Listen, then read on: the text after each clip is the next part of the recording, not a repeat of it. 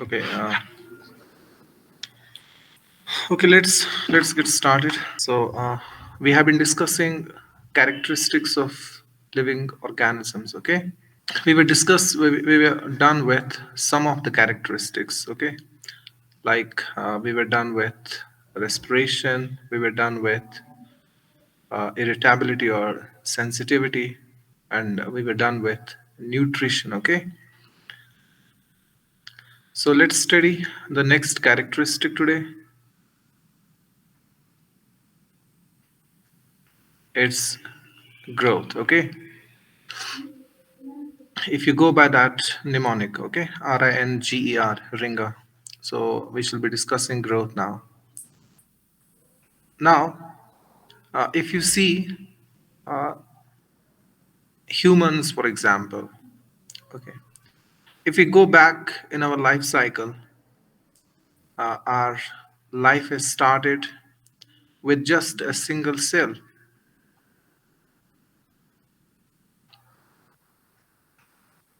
And do you know that single cell we all have come from?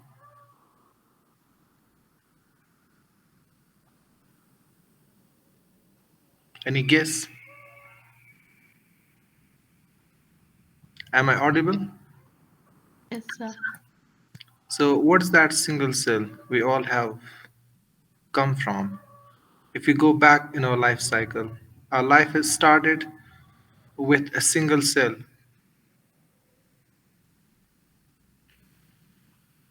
What is that single cell? Zygote.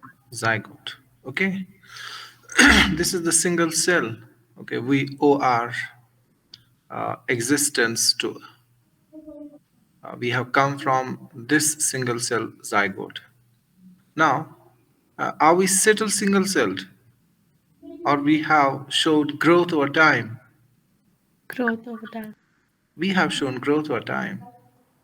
Okay, uh, I have got around trillions of cells today, around 15 trillion cells. But all cells have come from this single cell zygote by means of divisions. Okay, so you have grown up. You have grown up, and you are not single cell today. Rather, you are multicellular. Okay, you are made up of trillions of cells today. 15 trillion cells is not a small number. Okay, and not just multicellular. Okay, your cells have given rise to tissues. Okay, they have formed different tissues. Like, can you name some animal tissues?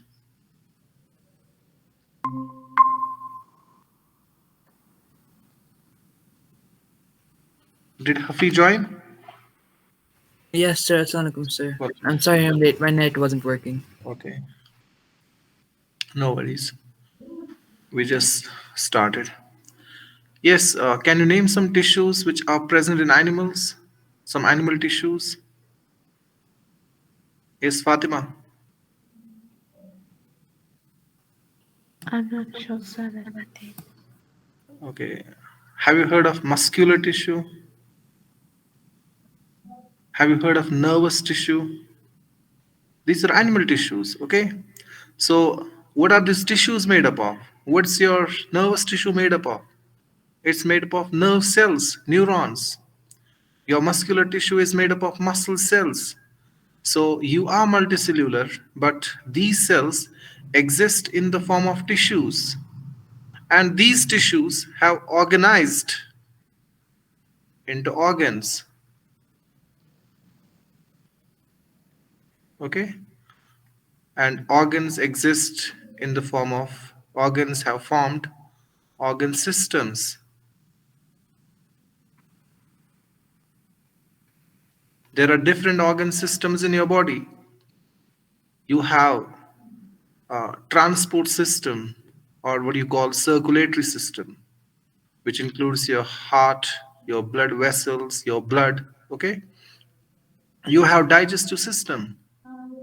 which includes your mouth, your tongue, your digestive tract, or you also call it gastrointestinal tract, your stomach, your small intestines, your large intestines. Okay, so these organs are organized into organ systems, and these organ systems form organism, and all these things, okay, from a single cell zygote, okay, you are now an organism, okay, a full-fledged organism carrying all the functions from nutrition, uh, through respiration to reproduction, okay. Sorry. uh, so you are capable of doing all these things when you are an organism. So if you will remain zygote, is it possible to carry out all these functions? No. No, it isn't. Okay. So you have grown and reached this stage, the stage of an organism.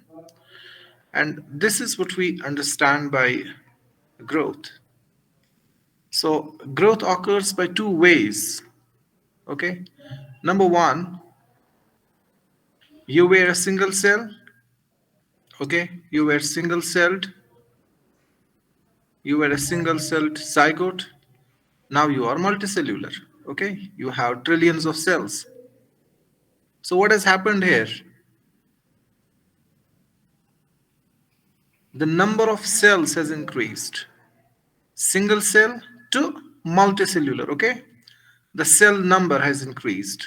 So cell number. Okay. So an organism grows when the number of cells which makes its body, okay, when the number grows. So when the number increases, when the cell number increases, okay, you increase your structures, increase your body structure, increases in size. Okay. So cell number. So we show growth by increasing cell number. Okay. For example, your class size increases if the number of students increase in your class. Okay. Same, your body will increase, your body will show growth if the cell number increases. From single cell zygote, you are multicellular today. Okay, you have trillions of cells. So the cell number has increased. How is it possible for cells to increase cell number? Cells do divide, or they show division, what we call cell division. Okay, cells do divide, okay, and they increase in number. One cell divides into two cells. Okay, you will study, what are the different divisions that cell undergoes. Okay. Number second, so this is cell number. Okay. Now we also show growth, living organisms also show growth by increase in cell size, increase in cell size. Okay. So the size of cell increases when it gets nutrients. Okay, its size increases, so that also results in growth. So growth takes place by two ways: increase in the number of cells and increase in the size of cells. Okay, cell size and cell number, these are the two things how we show growth. Okay, our cell number increases, the cell size increases. Okay, both the ways we show growth. Okay, we grow, and we go, during our growth, we go through different stages. Just a second. We go through different stages. Okay, for example, first you were a zygote, a single cell. Then you developed into an embryo. When this embryo looks like human, we don't call it embryo, we call it fetus now. Okay, when this fetus is born, you call it infant, or you call it a baby. Then baby grows and you call him child. Okay? Child further grows and you call him, you get to the stage of that teenage. Okay? Then teenage grows into adult, and adult becomes old, and then death. So this whole is the lifespan. Okay? So during your lifespan, you go through different stages, and these are the different stages which take place during your growth. And when you are in the adult stage, okay, are you the same when you were an infant?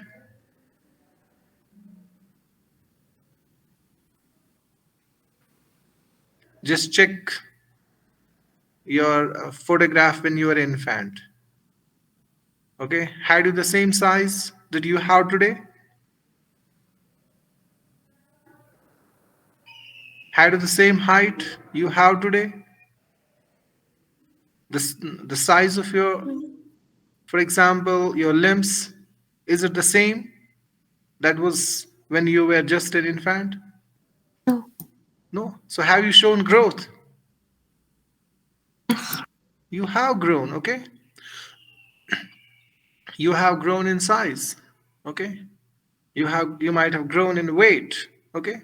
But this growth takes place when the cell number increases and when the cell size increases, okay?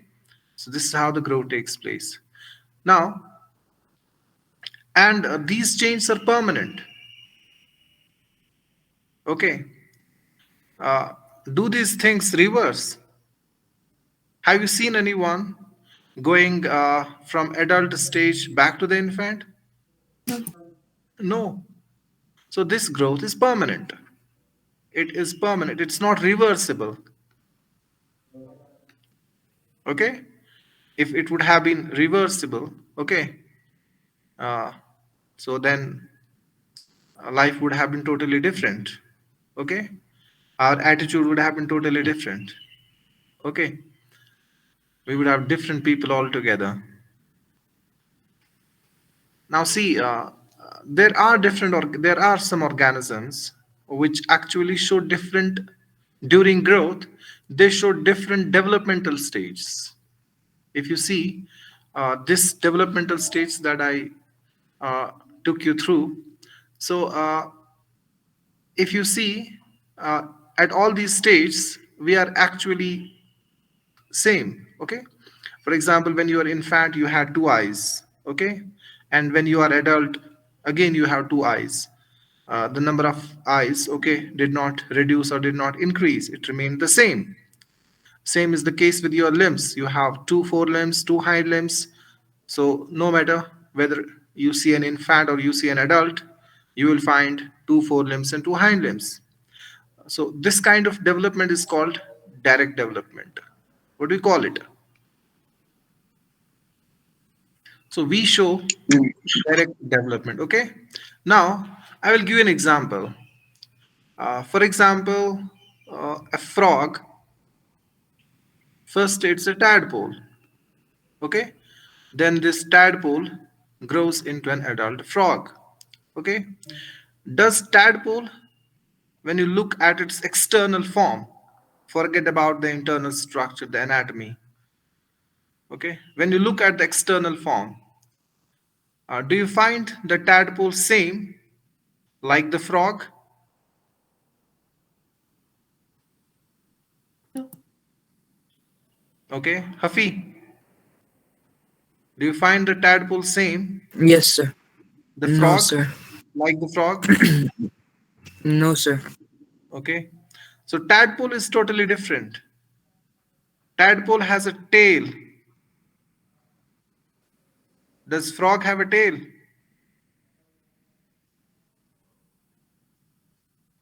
No, sir. They have webbed feet.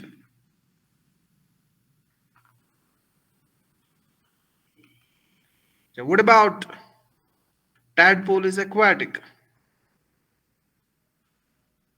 Frogs mostly live on land.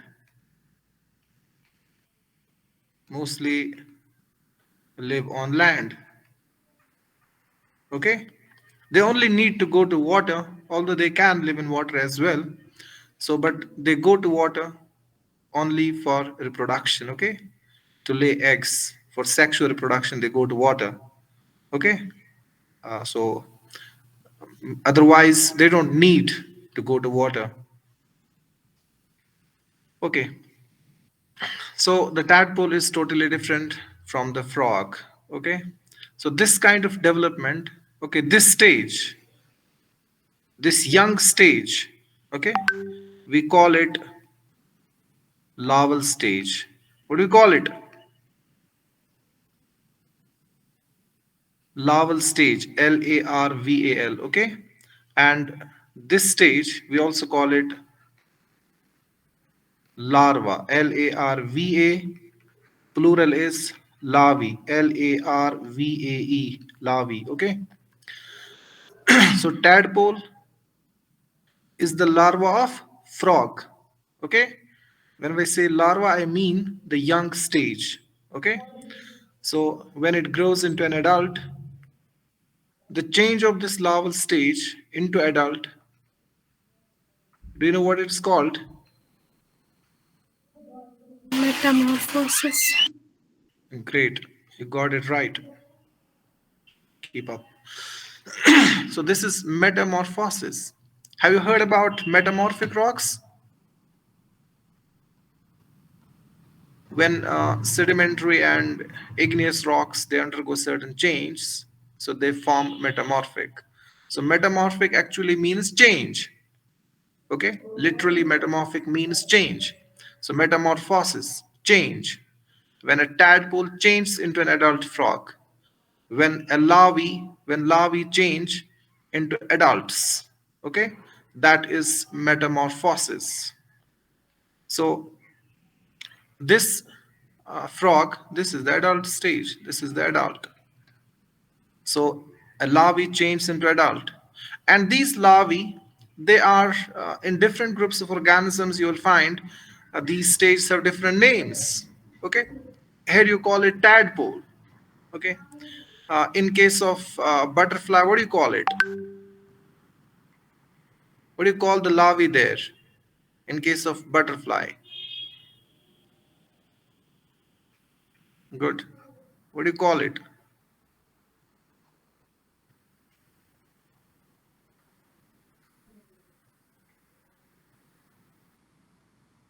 Have you heard this name? Yes, yes, sir. Okay, I have come across this word when I was in kindergarten. Caterpillar. Okay, so this is the larvae stage there. Is the caterpillar same as the butterfly? No. They are morphologically totally different. Okay, does caterpillar have wings? No. What about the butterfly? Does it have? Yes. Yes, It it has has been. wings. Okay, so caterpillar metamorphosis. Okay, it undergoes metamorphosis and changes into butterfly. This kind of development, okay, great. What shall we call it? This is indirect development. Okay, so living organisms show two types of developments. Okay, one is the direct development, the other is indirect development. And indirect development, okay, the young stage, okay, like for example infant in case of humans, yeah, babies in case of humans, if they are same like the adults, okay, so this is direct development. But if the young stage is morphology means external form. Okay, so if it is morphologically different from the adult, okay, we call it indirect development. Okay, and the process of change of larvae into adult, we call it metamorphosis. And all living organisms show growth and they show development. They go through different developmental stages during growth. Okay, so do non-living non-living things, okay, do they show growth and development? They don't. Okay. So this is again one of the characteristics of living organisms, which sets them apart from the non-living world around. Let's get to one more characteristic. Okay, it was about growth. What's the next? Yes, Fatima. RING. What's the next? E. Excretion. Great. It is excretion. Hafi, what do you understand by excretion? The process in which waste is taken out from a living organism's body. Okay. Why is it necessary to remove this waste, eliminate this waste from your body? So because it's important to eliminate this waste because it's toxic and Good. um it can cause harm to your body. Great, great, great. Okay. So the waste is toxic, okay, and you cannot retain it in your body for long. That's why there is need to remove it as early as possible. Okay. Now, so excretion is removal of toxic. Now, what is this waste which actually we remove from our body? It's essentially the nitrogenous waste, removal of toxic nitrogenous waste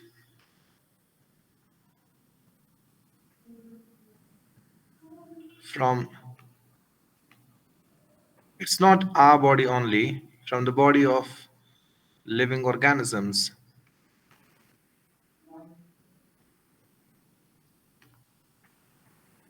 Okay. So when we remove this waste, this nitrogenous waste, okay, from the body of our, from the body of living organisms, we call it excretion. Okay. Another waste is formed during the digestion of food in us, which is a solid waste. Okay. And we also remove that, and that is called egestion, or you call it defecation. Okay. So that is a different process. Now, uh, which organs help you in excretion? Do you have an excretory system?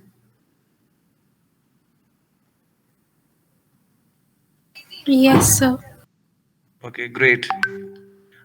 What does it contain, your excretory system?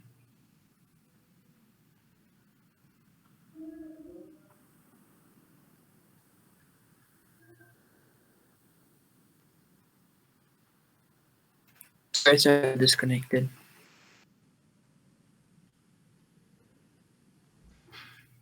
What does it contain?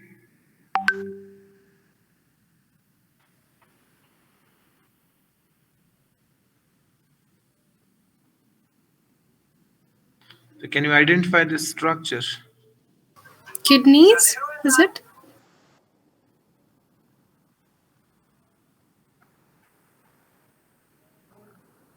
So these are your kidneys, okay?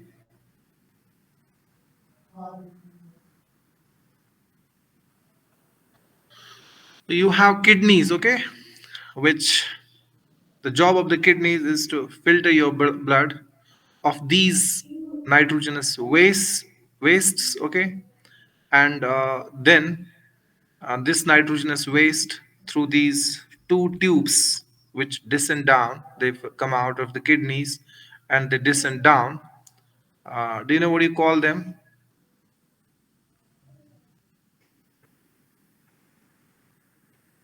These are called ureters. What do you call them? Ureters, okay? And they descend down and they open into a big tube, and that big tube is called urinary bladder. Okay, so it comes down into this urinary bladder, and then it is excreted to the outside through this pore. This pore is called urethra. Okay, so this forms your excretory system. So the job of this excretory system is to remove the nitrogenous waste. Okay, now which nitrogenous waste is formed in your body?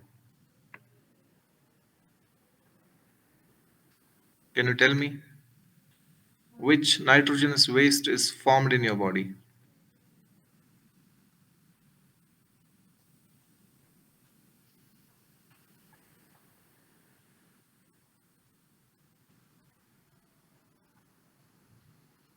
Which nitrogenous waste is formed? Urea. Urea. Great. So urea is the nitrogenous waste which is formed. Okay, urea. And when we say nitrogenous waste, we mean those compounds which contain nitrogen. So these wastes do contain nitrogen. Urea contains nitrogen. That's why we call it nitrogenous waste. Okay, so it contains nitrogen. And living organisms do form different nitrogenous wastes.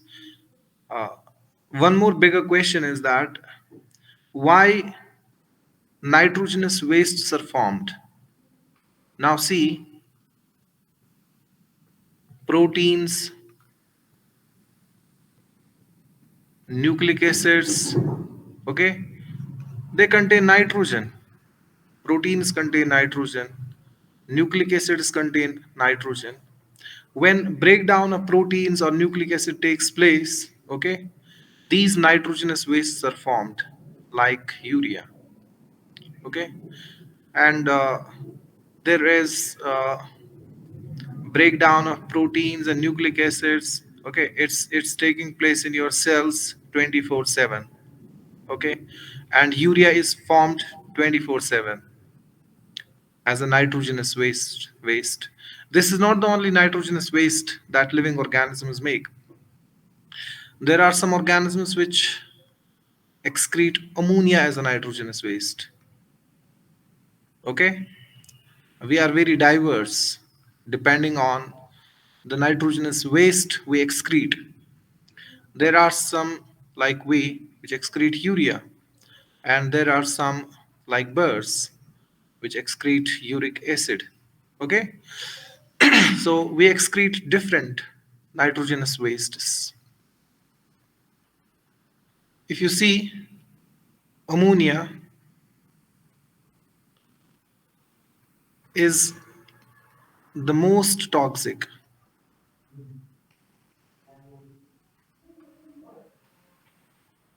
Uric acid,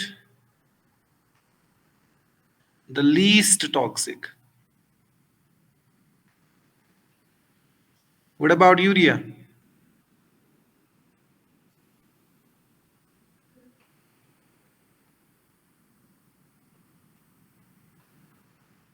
Less toxic. Okay, now the more toxic uh, the nitrogenous waste is, the more water it requires for excretion. So, which one will require more water for excretion? Ammonia. For example, if I plot a graph, okay, like this, and here is the nitrogenous waste NW, okay? Here is the water required for excretion, water required for excretion. Now tell me if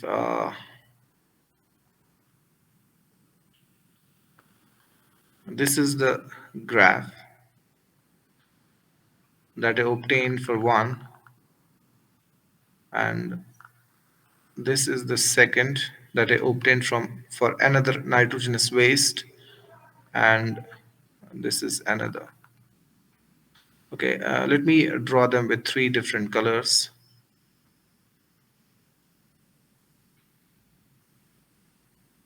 Let me draw it yellow.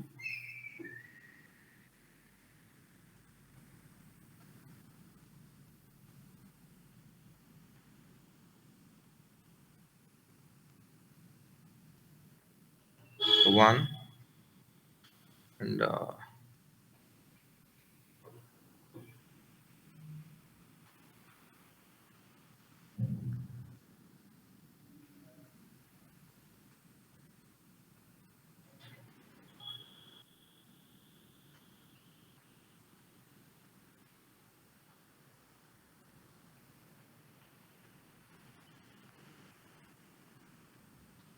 okay.